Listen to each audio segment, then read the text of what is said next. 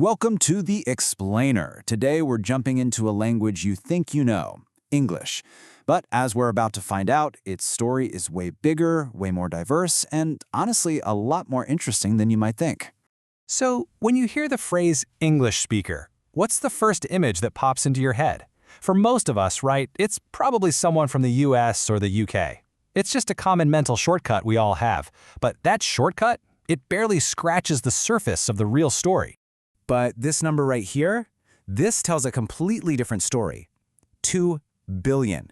That's roughly how many people speak English around the world. I mean, just think about that for a second. This isn't a language owned by 1 or 2 countries anymore. It is a genuine global phenomenon. Okay, so let's really dive into this. The English-speaking world is so much larger and more colorful than just the big two.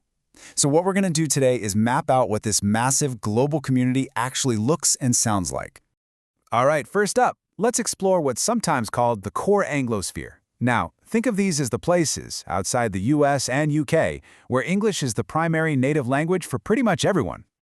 What's so fascinating here is how you can already see totally distinct cultural identities just shining through the language. Even in this core group, the variety is amazing.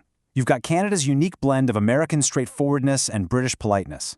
Then there's that famously informal, laid-back style of Australia and New Zealand, and of course the incredibly poetic, almost musical quality of Irish English. Okay, so let's expand our map now, because this is where the story gets so much bigger. In huge parts of the world, English plays a totally different role. It's not a mother tongue, but a powerful tool that connects people. So here's the crucial point. For hundreds of millions of people, speaking English has nothing to do with cultural identity. It's a practical tool. It's the common ground that makes business and education and government even possible in some incredibly diverse places. In this table right here, it shows us exactly how that works. I mean, just take a look. In some of the most multilingual nations on the planet, English provides this essential shared platform. In Nigeria, you've got hundreds of local language groups that need to communicate. In Singapore, it unifies totally distinct ethnic populations. It becomes the common language of the courts, of business, of just connection. Let's just zoom in on India for a second. That number, 125 million English speakers, that makes it one of the largest English-speaking nations on Earth. And in India, English isn't just some other language. It's the language of the legal system, of higher education, and often, it's the language of opportunity. I love this description of English in Nigeria. It's just perfect. It's not trying to replace local languages like Igbo or Yoruba. It's acting as this functional, unifying, connective tissue that kind of holds a really complex and diverse nation together. But English isn't always this formal, official thing. In so many places, it gets remixed, it gets adapted, it gets infused with the local culture, and it creates these entirely new, vibrant ways of speaking. This is where the language really comes alive. Yeah, think about places like Jamaica or Barbados or Trinidad. Sure, English is the official language, but the day-to-day energy is all in these wonderful musical, rhythmic creoles. They blend English words with West African linguistic roots, creating totally new grammar and vocabulary that are just uniquely expressive. It's a full-on reinvention. And this contrast is just so good. If you think about traditional English culture as a kind of castle, valuing privacy with high walls, well, Caribbean culture has basically torn those walls right down. The language itself gets transformed to reflect community and expression and openness. It becomes loud, colorful, and communal, shaped by a culture that values talking and storytelling.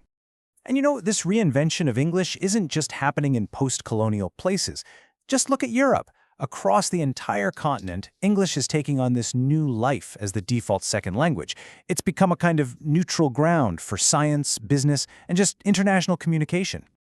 I mean, just look at these numbers. In places like the Netherlands, Sweden, and Denmark, English fluency is incredibly high.